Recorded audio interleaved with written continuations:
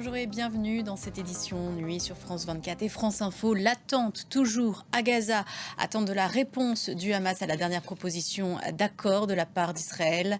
Trêve et libération d'otages contre prisonniers.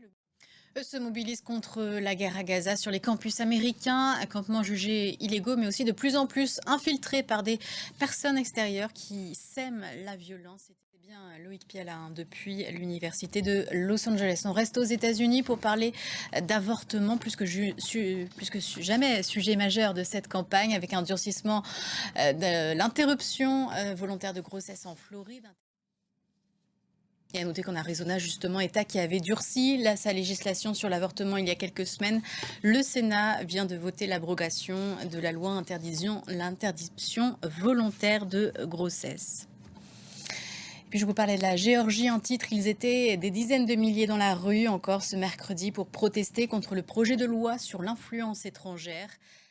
Ce mercredi était le 1er mai, fête importante en Russie, fête du travail et du printemps qui s'est transformée en fête militaire avec en plein Moscou, dans un parc au nom évocataire, le parc de la Victoire, des blindés et des chars exposés. Et en France, plus de 200 000 manifestants selon la CGT, avec des revendications diverses portées par les syndicats pour les salaires et pour la paix. L'auteur de la trilogie new-yorkaise s'est éteint, Paul Auster, 77 ans, l'un des écrivains américains préférés des Français parce qu'il connaissait bien Paris. Retour sur l'immense carrière de Paul Auster.